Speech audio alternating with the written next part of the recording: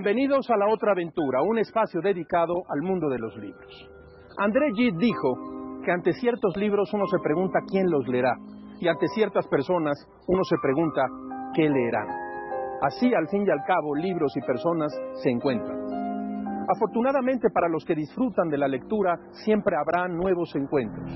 A veces por recomendación, otras veces por intuición o por mera casualidad. Pero efectivamente, las personas y los libros siempre terminan por encontrarse. Sin embargo, hoy no hablaremos de esos encuentros, hablaremos de lo contrario, de los desaparecidos. Siempre ha habido personas extraviadas. A veces, cuando los tiempos son oscuros, los desaparecidos se multiplican y resulta inevitable pensar que uno mismo podría ser el siguiente. Mario Benedetti no es un autor que yo frecuente a menudo, pero escribió un poema titulado justamente Desaparecidos. Están en algún sitio, concertados, desconcertados, sordos buscándonos bloqueados por los signos y las dudas, contemplando las verjas de las plazas, los timbres de las puertas, las viejas azoteas, ordenando sus sueños, sus olvidos, quizá convalecientes de su muerte privada. Nadie les ha explicado con certeza si ya se fueron o si no, si son pancartas o temblores sobrevivientes o responsos. Ven pasar árboles y pájaros e ignoran a qué sombra pertenecen. ¿Cuándo empezaron a desaparecer? Hace 3, 5, 7 ceremonias, a desaparecer como sin sangre, como sin rostro y sin motivo. Vieron por la ventana de su ausencia lo que quedaba atrás, ese andamiaje de abrazos, cielo y humo. ¿Cuándo empezaron a desaparecer? Como el oasis en los espejismos, a desaparecer sin últimas palabras. Tenían en sus manos los trocitos de cosas que querían. Están en algún sitio, nube o tumba. Están en algún sitio, estoy seguro, allá en el sur del alma. Es posible que hayan extraviado la brújula y hoy vaguen preguntando, ¿dónde carajo queda el buen humor? ¿Por qué vienen del odio? Les recuerdo que fue Adolfo Bioy Casares quien escribió que leer era la otra aventura y que la primera era probablemente la vida misma. Estamos pues en la otra aventura. El Principito es una de las obras más leídas del mundo. Usted seguramente conoce la historia del piloto que sufre un accidente en el desierto y que se encuentra con un enigmático niño que es un principito. De sus charlas y juegos uno deduce que el principito no entiende a los adultos y tiene un mundo propio que le permite actuar sin mentiras. Luego de una convivencia de varios días, cuando ya el piloto y el niño son amigos, el principito desaparece. Pareciera que ha muerto, pero el piloto nunca logra encontrar el cuerpo. Antoine de Saint-Exupéry, el célebre autor, fue un noble francés que nació en el año de 1900. Desde muy joven se convirtió en piloto y prácticamente toda su vida estuvo piloteando aviones para repartir correo, hacer pruebas a las naves, volar en el ejército e incluso tratar de batir récords de vuelo. Prácticamente todos sus libros se basan en sus aventuras como piloto. Incluso en uno de sus cuentos, Tierra de Hombres, hace referencia a la terrible experiencia de haber efectuado un aterrizaje forzoso en el desierto del Sahara. Pero, a pesar de que ni él ni su copiloto André Prévost sufrieron heridas graves, el desierto estuvo a punto de matarlos.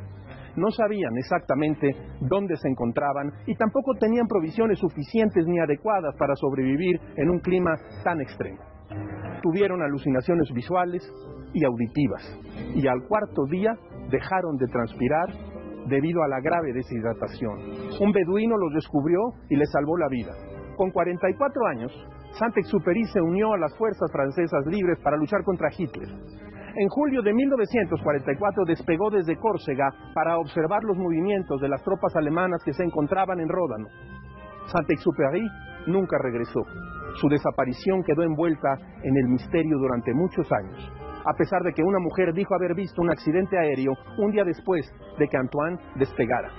Además, se encontró un cadáver sin identificar varios días después en el sur de Marsella. Sin embargo, no había evidencias reales de que se tratara de Antoine. Varios años después, en 1998, un pescador encontró al sur de Marsella una pulsera de plata con el nombre de Saint-Exupéry, el de su esposa Consuelo. 2 años más tarde, un buzo encontró los restos de un P-38, el modelo que piloteaba Antoine, en el fondo del mar, junto a las costas de Marsella, y luego de varios análisis, los investigadores del Departamento de Arqueología Subacuática determinaron que, en efecto, se trataba del avión que había piloteado por última vez el escritor. Todas estas evidencias nos aproximan a pensar que Antoine murió en un accidente, un día después de haber despegado. Pero como el cuerpo nunca fue encontrado, resulta de lo más atractivo pensar que al fin se reunió con ese niño extravagante que había conocido en el desierto, el Principito.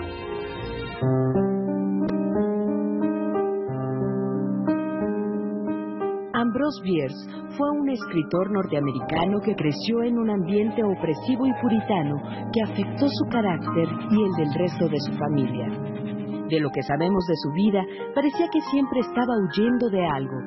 Durante su juventud, participó en la Guerra Civil estadounidense, lo que le deja graves secuelas físicas, pues fue herido en varias ocasiones. Después se convirtió en periodista y escritor de ficción. Uno de sus rasgos más característicos es el uso de la ironía. Seguramente el ambiente de su familia fue una excelente escuela para comprender mejor la hipocresía de las personas, de las instituciones, de la sociedad. Otro rasgo fundamental en su literatura es el terror. En sus cuentos logra crear atmósferas inquietantes y oscuras que detonan en el lector un auténtico terror, como en su cuento La cosa maldita, en el que un hombre es salvajemente asesinado por un ente indescriptible que solo él parecía ver e incluso entender.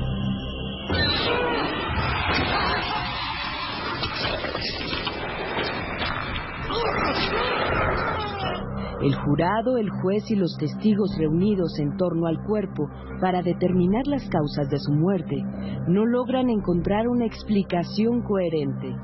Y aunque todos saben que el difunto vio y luchó con la cosa maldita, nadie se atreve a reconocerlo. Ya cuando Bierce contaba con 70 años, abandonó la ciudad de Washington donde residía y se fue a recorrer los viejos campos de batalla de la Guerra Civil, quizá en un arranque de nostalgia. Luego cruzó la frontera con México en 1913, justo cuando las escaramuzas eran constantes, y se enlistó como periodista en el ejército de Pancho Villa. Viajó con la tropa desde Ciudad Juárez hasta Chihuahua, y ahí se le pierde el rastro. Algunos especulan que fue fusilado, pues documentos de esa época reportan el fusilamiento de un gringo viejo, pero no hay certeza de que se trate del autor. Otros piensan que fue a buscar la muerte, pues en una carta dirigida a un familiar dice: «Adiós. Si te enteras que he sido puesto contra un muro mexicano y me han fusilado, por favor, comprende que me parece una manera excelente de salir de esta vida. Supera a la ancianidad, a la enfermedad o a un accidente. Ser un gringo en México, eso sí es eutanasia».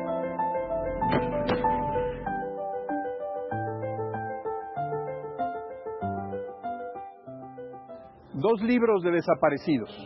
El primero es un clásico de Balzac, El coronel Chabert.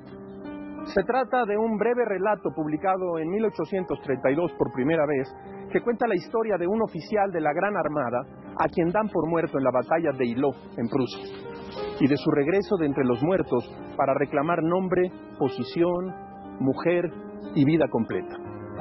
El relato también se llamó La condesa de los dos maridos. Si París es la capital del siglo XIX, Balzac es su cronista. Un clásico sobre desaparecidos que usted no puede perderse. Una novela de Tomás Eloy Martínez, Purgatorio. Es una de las historias más bellas y tristes que usted pueda leer sobre desaparecidos. En el año de 1976, Simón Cardoso es detenido por militares argentinos que impusieron una dictadura sangrienta. Y nunca más aparece. 30 años más tarde, su mujer, Emilia Dupuy, se paraliza al oír su voz en un restaurante de New Jersey. El mundo se había desmoronado con la tragedia. Pero entonces, cuando él aparece, todo recobra su brillo original. Esta novela del gran escritor argentino Tomás Eloy Martínez guarda una lección: que un personaje parezca real sin serlo, que un desaparecido regrese de entre los muertos. El regreso de Simón Cardoso Ante los ojos de su mujer contiene un misterio. El tiempo no ha pasado por él, sigue joven, como en el día en que desapareció. Una gran novela, real y misteriosa, intensa y triste, una historia de amor y una historia política de la dictadura militar argentina que puede conseguirse hoy en día en el editorial Alfaguara, de Tomás Eloy Martínez, Purgatorio.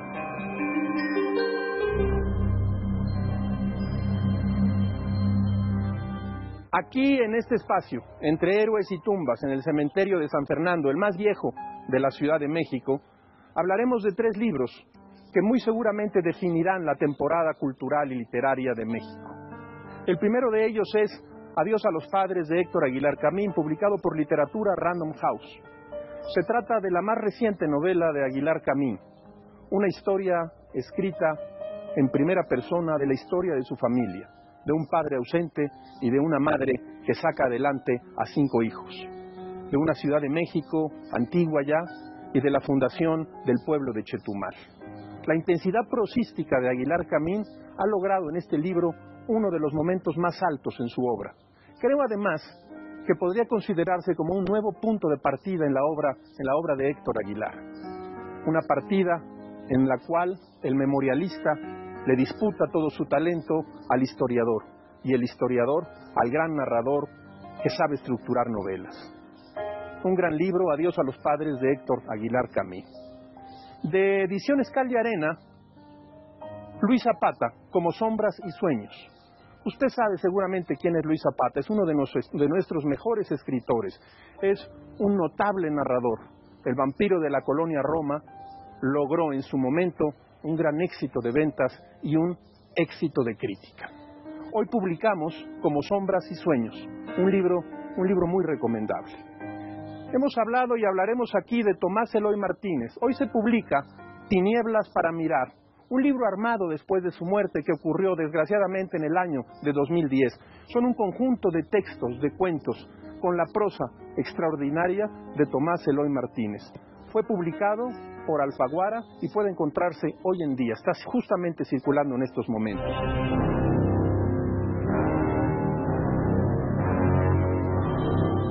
El público encontrará en este espacio, como todas las semanas, una ventana por la que pasan como ráfagas la felicidad y la desdicha de escribir, gajes del oficio, aforismos, frases, máximas. Un libro, como un viaje, se comienza con inquietud y se termina con melancolía. José Vasconcelos. Estamos en el Panteón de San Fernando, de Avenida Hidalgo, en el centro de la Ciudad de México. Hay algo que siempre nos unirá. Es una noticia triste, pero al mismo tiempo una certeza de la vida. Los desaparecidos. Esos que nos acompañan siempre. Hemos llegado al final de esta emisión y esta aventura. Soy Rafael Pérez Gay y los espero la próxima semana. Abres una puerta y detrás de ella aparece un mundo. Eso es un libro.